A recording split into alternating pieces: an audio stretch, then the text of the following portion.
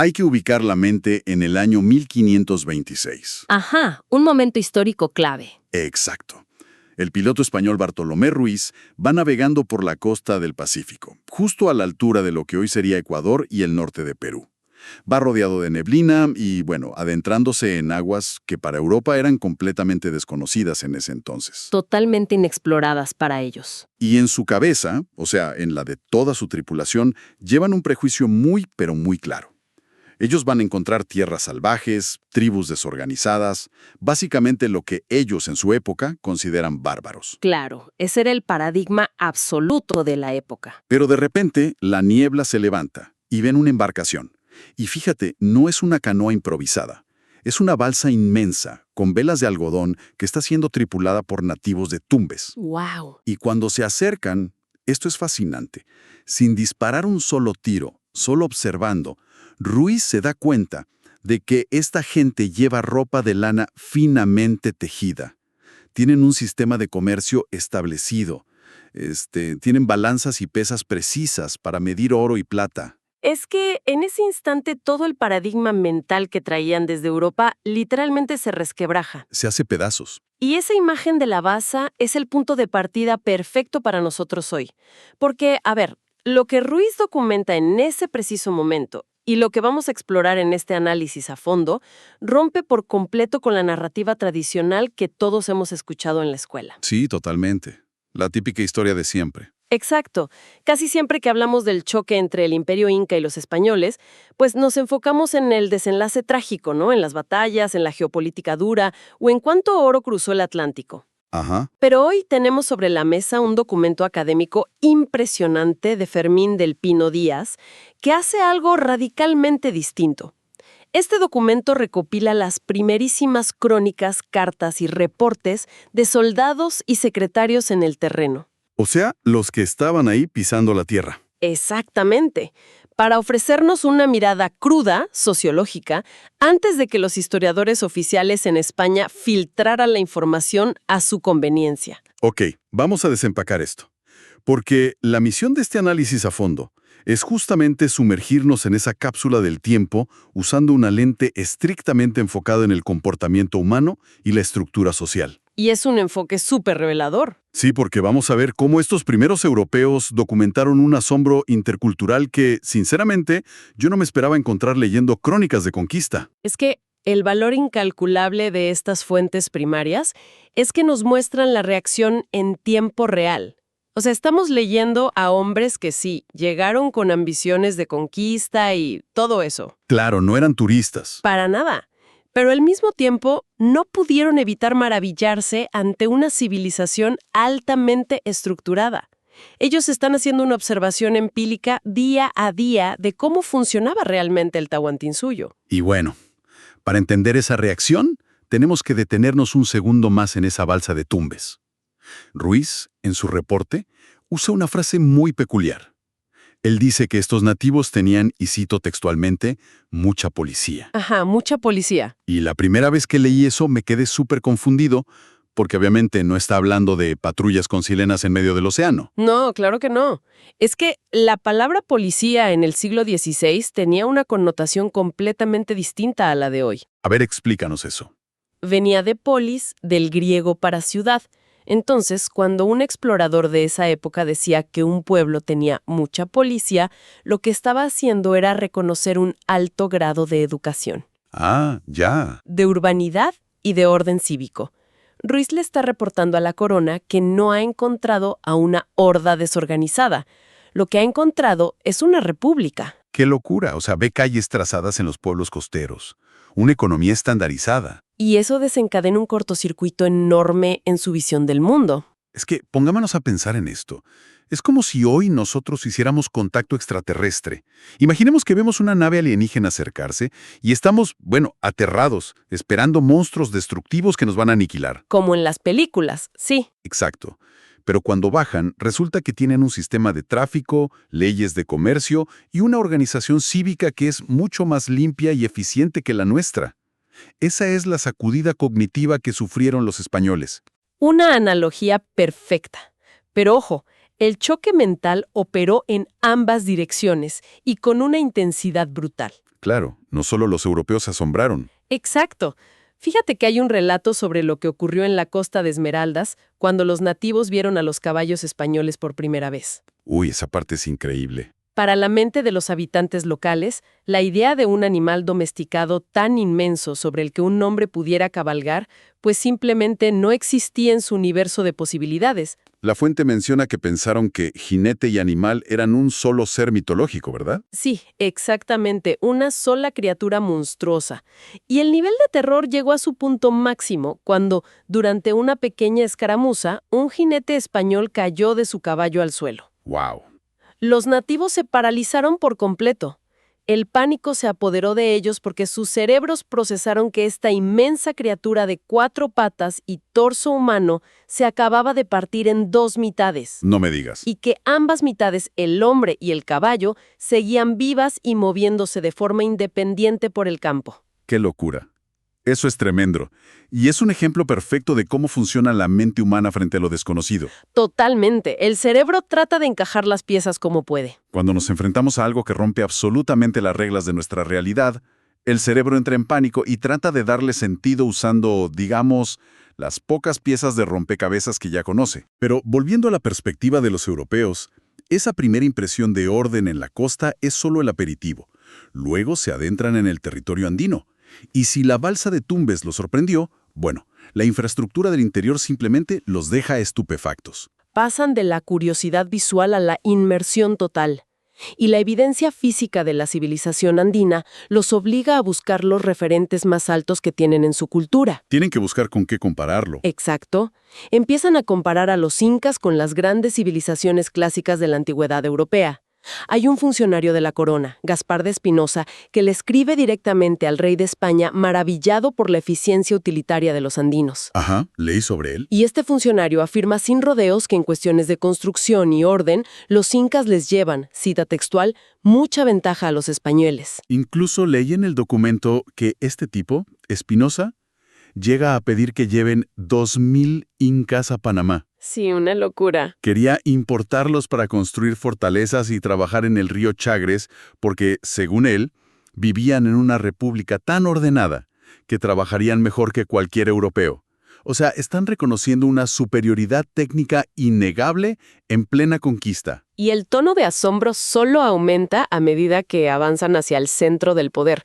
Pedro Sancho de la Hoz, que fue uno de los secretarios de la expedición, entra al Cusco y, bueno, su descripción es la de un hombre que está completamente abrumado por la monumentalidad del lugar. Me imagino. Habla de palacios inmensos donde no se ve pobreza, pero lo que lo rompe, lo que de verdad le hueda la cabeza, es la fortaleza de Sacsayhuamán. Uy, esas piedras gigantes. Con esos muros hechos de piedras de toneladas que encajan perfectamente sin una gota de argamasa. Sancho de la Hoz cita a soldados españoles que habían combatido en Lombardía. Claro, soldados veteranos, tipos que se la pasaban asediando castillos y fortalezas en Europa. Veteranos de las peores guerras del continente. Y estos hombres, parados ahí en los Andes, decían que en toda su vida, en todo el viejo mundo, jamás habían visto un castillo más fuerte ni mejor construido. Las comparaciones se vuelven casi absurdas de lo elevadas que son.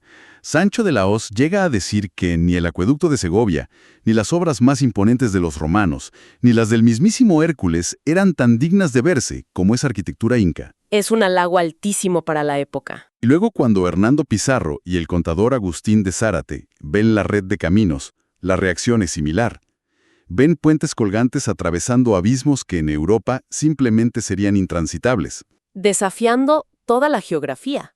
Zárate señala que trazar ese camino inca debió ser mucho más difícil que, y esto me da mucha risa, intentar aplanar la inmensa sierra de Guadarrama en España. Lo cual nos dice muchísimo sobre la tremenda estructura social andina. O sea, no puedes construir miles de kilómetros de caminos empedrados con tambos o estaciones de descanso cada cierto tramo, en la geografía más escarpada del planeta, sin tener una burocracia monumental. Claro, no se hace por arte de magia. Requería un sistema de tributo basado en el trabajo, una ingeniería estandarizada y una logística capaz de alimentar a miles de trabajadores simultáneamente. Pero a ver, aquí tengo que plantear una objeción, porque estoy atascado en algo y necesito que me ayudes a entender. Dime. Todo esto genera una disonancia cognitiva gigantesca.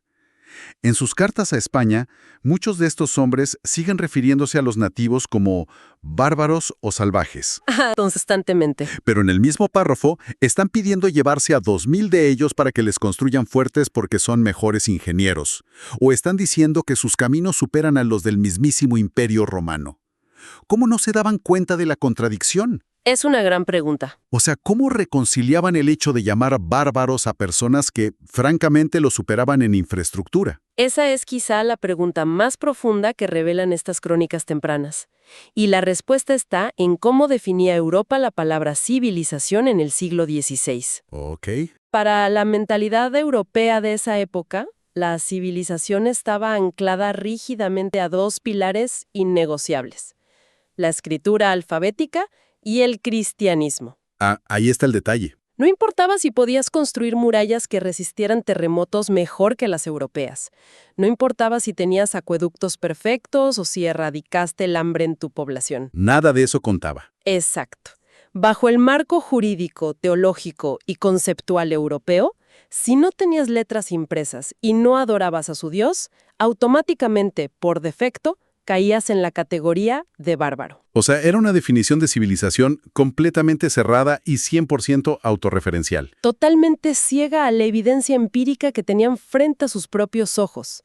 Lo que leemos en las crónicas de Zárate o de Spinoza es precisamente ese cortocircuito mental. Lo ven, pero no lo procesan. Ven la grandeza, la documentan con detalle, pero no tienen la caja de herramientas conceptuales para clasificarla como civilización, sin, romper sus propias leyes religiosas y morales. Y aquí es donde se pone realmente interesante. Porque si su infraestructura rivalizaba con la de Roma, entonces alguien, una mente maestra o un grupo, tenía que estar coordinando todo ese trabajo titánico. Definitivamente. ¿Quién estaba en la cima de esta pirámide cuando llegaron los españoles? Y esto nos lleva al encuentro directo con el líder del imperio, con Atahualpa. Un personaje histórico fascinante. Y los cronistas que estuvieron cara a cara con él no describen a un líder tribal asustado o a un salvaje en taparrabos. Lo describen como un operador político de altísimo nivel. Así es. El primer secretario, Francisco de Jerez, nos dejó un perfil psicológico impresionante de Atahualpa. ¿Qué decía de él? Lo retrata como a un hombre de unos 30 años, de presencia muy imponente, al que describe literalmente como hermoso y feroz. Hermoso y feroz, ¿qué combinación? Subraya mucho su gravedad.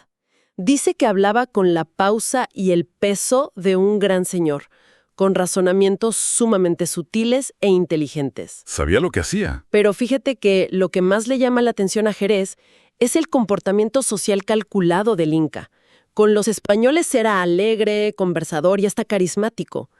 Pero cuando se dirigía a su propia gente, era frío, severo y cortante. ¡Wow! Era un maestro absoluto en el manejo de la imagen pública. Y esa frialdad política, ese control absoluto del lenguaje corporal, queda inmortalizado en una escena que, la verdad, parece sacada de una película de Hollywood. Sí, la del caballo. Exacto. Hay un relato anónimo que muchos atribuyen al capitán Cristóbal de Mena sobre el momento en que el español Hernando de Soto se acerca a caballo para hablar con el Inca. Ajá. De Soto hace esta clásica maniobra de intimidación militar. Él acelera su caballo a toda velocidad hacia Atahualpa y lo frena de golpe, haciendo derrapar al animal justo enfrente de él. Queda tan cerca que el animal resopla en la cara del Inca, moviéndole la borla imperial que llevaba en la frente. Es una demostración de fuerza descarada diseñada para causar pánico, especialmente considerando que, como dijimos antes, los caballos eran monstruos alienígenas para ellos. Exacto, era una táctica de terror psicológico. ¿Y qué hace Atahualpa? Ni parpadea. Nada. No mueve un solo músculo. Es un dominio de la situación espectacular. Y no solo eso, después rechaza con total desdén un anillo que le ofrecen como supuesta señal de paz. Esa escena es literalmente el choque de dos lógicas de poder midiéndose frente a frente. Pero si nos vamos a los documentos, la brillantez estratégica de Atahualpa brilla aún más en el debate teológico y político que relata el cronista López de Gómara. Sí. Esto ocurre cuando los españoles le leen a Atahualpa el famoso requerimiento. A ver, espera, me detengo ahí. La fuente menciona mucho esto del requerimiento. Pero para estar claros, ¿qué era exactamente? Literalmente se pararon en medio de la plaza y le leyeron un documento legal en español a un emperador que no hablaba ni una palabra del idioma. Por más absurdo y surrealista que suene, sí, eso fue lo que hicieron. ¡Qué locura! El requerimiento era una exigencia legal y teológica dictada por la mismísima corona española. Básicamente, se les leía a los nativos un texto informándoles que el Papa había donado esas tierras de América al rey de España. Un regalo muy conveniente. Y se les exigía que en ese momento reconocieran a la Iglesia, al Papa y al rey. Si no aceptaban este ultimátum, que además era incomprensible por la barrera del idioma, los españoles tenían entonces la justificación legal para declararles lo que llamaban la guerra justa. Es una locura burocrática, un trámite para justificar la invasión. ¿Y cómo reacciona Atahualpa cuando finalmente le traducen esta exigencia extraterrestre? Responde con una lógica sociopolítica aplastante. Él pregunta, con un pragmatismo total, ¿por qué debería él, el señor de la tierra, obedecer a un papa que anda regalando territorios que evidentemente no le pertenecen? Tiene toda la razón. Y luego cuestiona por qué tendría que someterse a un rey que vive del otro lado del mundo y al que jamás ha visto en su vida. En dos simples preguntas desmonta toda la base legal de la conquista. Es que es impecable su lógica. Y el remate a todo ese debate, bueno, es brillante. Cuando le empiezan a hablar de la fe cristiana y de que su Dios murió en la cruz, Atahualpa señala al sol en el cielo y les dice algo como, a ver, el Dios de ustedes murió, pero el mío siempre sale. El mío nunca muere. ¡Qué frase! Es una bofetada filosófica impresionante. Nos revela una mente altamente analítica. Yo estoy convencida de que Atahualpa no era, para nada, un líder ingenuo que se dejó sorprender sin más. Claro, y esto conecta súper bien con algo que cuenta Miguel de Estete, otro de los cronistas. Estete sugiere que Atahualpa los dejó entrar a Cajamarca a propósito. Ajá, que fue una trampa. O sea, no fue que las defensas incas fallaran o no los vieran venir. Atahualpa quería estudiarlos. Tenía una curiosidad casi científica por ver quiénes eran estos extraños, cómo funcionaban sus armas raras de metal y, de paso, robarles esos caballos impresionantes para criarlos y usarlos en sus propias guerras. Quería su tecnología. Exacto. Fue un exceso de confianza brutal, sí, pero originado en una mente muy investigativa. Subestimó la audacia desesperada de un pequeño grupo de hombres acorralados. Pero fíjate cómo esto nos lleva a un problema mayor desde el punto de vista analítico, a un verdadero misterio administrativo. A ver, cuéntame. Si este hombre controlaba un imperio continental gigantesco, con millones de súbditos, redes viales inmensas, censos precisos, almacenes de comida para la redistribución, ¿Sí? ¿cómo demonios sostenía toda esa burocracia sin usar letras, sin tinta, sin un solo pedazo de papel? Esa es la pregunta del millón, ¿verdad? ¿Cómo registras leyes, contabilidad, población e historia sin un maldito alfabeto? Y aquí es donde los cronistas descubren uno de los sistemas más fascinantes de la memoria humana, los quipus. El sistema andino por excelencia. Agustín de Zárate y Miguel de Estete relatan su total asombro al ver que los incas manejaban absolutamente toda la información del Estado a través de cuerdas con nudos de distintos colores y grosores. Y es clave no imaginarlos como simples cordones de zapatos anudados al azar, para nada. Eran complejos, ¿no? Eran bases de datos táctiles increíblemente sofisticadas. Funcionaban casi como un código binario o matricial temprano. Los colores codificaban la categoría, por ejemplo, un color para el censo de población, otro distinto para contar llamas, otro para armas. Como hojas de cálculo de Excel, pero en cuerdas. Exacto. Y el tipo de nudo y su posición específica en la cuerda representaban unidades, decenas, centenas y miles. Había especialistas dedicados exclusivamente a leer y escribir en esta interfaz, que eran los quipucamayos. ¿Qué nivel de especialización? Pero, a ver, no solo guardaban números de contabilidad, también conservaban la historia, ¿cierto? Así es. A falta de libros de papel, mantenían viva la memoria de todo el imperio a través de cantares y una tradición oral sumamente estricta. De hecho, los españoles que intentaban entender esta dinámica los compararon con los romances de viejos de Castilla. Una buena analogía de la época. Sí, donde las hazañas épicas se transmitían de abuelos a nietos, cantándolas para que no se perdieran jamás en el olvido. Era una sociedad donde la memoria estaba viva y habitaba en las personas, no en estantes polvorientos de una biblioteca. Y fíjate, esa noción de memoria viva se extendía a algo que aterró y a la vez fascinó a los europeos. ¿Qué cosa? El culto a los muertos. La interacción completamente cotidiana y normal que tenían con las momias de los incas anteriores. Uf, el relato de Cristóbal de Mena sobre esto me puso la piel de gallina cuando lo leí. Es impactante. Mena describe cómo entra a los palacios incas y ve los cuerpos embalsamados de los ancestros reales, como el emperador Huayna Cápac. Y ojo, no estaban metidos en una tumba oscura y cerrada. No, para nada. Estaban en medio de la sala. Había mujeres de la nobleza con máscaras de oro puro, sentadas junto a las momias, espantando las moscas con aventadores para protegerlos. Las momias tenían sus propios bastones de mando, les servían comida y bebida y eran tratadas literalmente como si estuvieran vivas. Lo que Mena está viendo en ese momento, sin entenderlo del todo, es la base misma de la política andina. A ver, profundiza en eso. En el Tahuantinsuyo, la muerte física de un gobernante no anulaba su poder político. Los emperadores muertos seguían reinando a través de sus panacas. ¿Panacas? Sí, que eran sus cortes o familias reales extendidas. Estas panacas conservaban las inmensas propiedades y tierras del Inca muerto, hablaban en su nombre y participaban activamente en las decisiones de Estado. ¡Guau! Un gobierno de los muertos. Es una visión del tiempo y del poder que choca de frente, como un tren, con la monarquía lineal europea, donde la regla es a rey muerto, rey puesto. Y claro, para un soldado español que acaba de bajarse del barco, ver a alguien sirviéndole chicha a una momia reseca es incomprensible. Las crónicas de los soldados llegan hasta ahí, hasta el límite de mirar desde afuera por la ventana. Se quedan en lo superficial. Exacto. Para realmente entender la mecánica interna y profunda de esta sociedad, alguien tenía que cruzar esa línea. Alguien tenía que entrar a la casa. Y ahí es donde entra uno de los personajes más vitales de toda esta historia, Juan de Betanzos.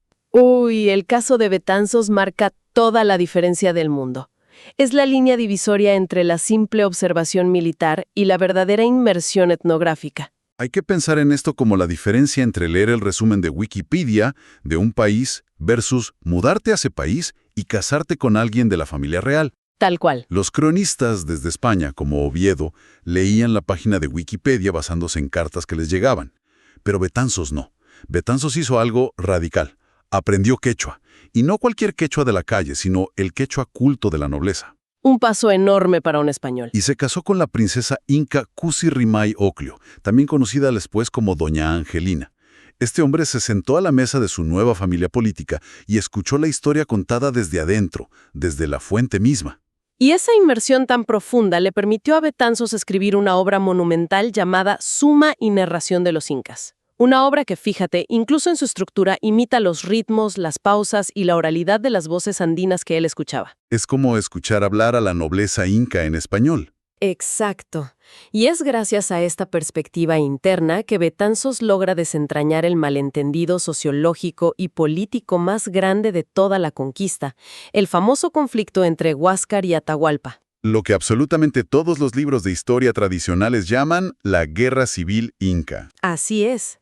Cuando los españoles llegaron, ellos proyectaron sus propios moldes políticos sobre lo que estaban viendo. Sus propios traumas europeos. Vieron a dos hermanos peleando por el control del Cusco y Quito y de inmediato dijeron, esto es una guerra dinástica europea típica. El rey legítimo contra el príncipe usurpador. Claro. Aplicaron una plantilla narrativa al estilo de un Juego de Tronos medieval. Pero Betanzos, tras años de escuchar a los sabios incas, revela que el conflicto tenía una dimensión mítica y ritual, íntimamente ligada a la organización espacial del poder. Un concepto andino de dualidad que los europeos con su mente cuadrada ni rozaron. ¿Te refieres a la división entre Hanan y Urin, cierto? Exactamente eso. El mundo andino se dividía conceptualmente en dos mitades, complementarias. Por un lado, Hanan, que significa arriba, y que estaba asociado a los vencedores y al poder político y militar activo. Ok, la fuerza bruta y el mando. Y por otro lado, Urin, que significa abajo, relacionado con los vencidos, pero encargados de la administración ritual y religiosa fundamental. O sea que no los aniquilaban, tenían una función. Para nada.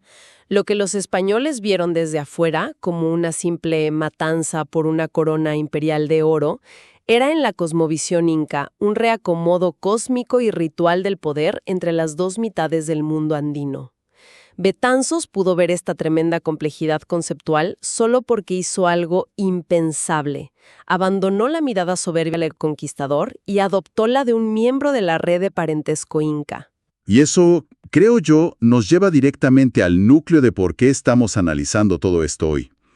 Estas fuentes tempranas, desde la sorpresa genuina de Ruiz en la Barça de Tumbes hasta las revelaciones profundas de Betanzos, tienen el valor inmenso de mostrarnos la frescura de la primera impresión. Ese primer impacto sin filtro. Sí, nos muestran la verdad cruda de una sociedad que era funcional, limpia y brillante, justo antes de que, se empezaran a escribir narrativas a largo plazo que necesitaban pintar a los nativos como salvajes sin ley. Claro, para justificar moral y legalmente la colonización y el saqueo. Exactamente. Porque a pesar del caos, de la violencia sistemática y de la innegable sed de oro que movió todo este proceso histórico, los textos mismos traicionan los prejuicios de sus propios autores. Se les escapa la admiración. Destilan una verdad que no pudieron ocultar por más que quisieran.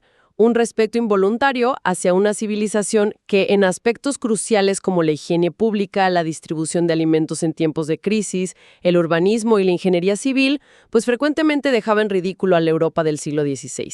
Son destellos de lucidez en medio del choque de dos mundos. Y a mí en lo personal, esto me deja dándole vueltas a un pensamiento bastante profundo. ¿Cuál es? Nos muestra la fragilidad y al mismo tiempo el inmenso poder de cómo guardamos la memoria como especie humana.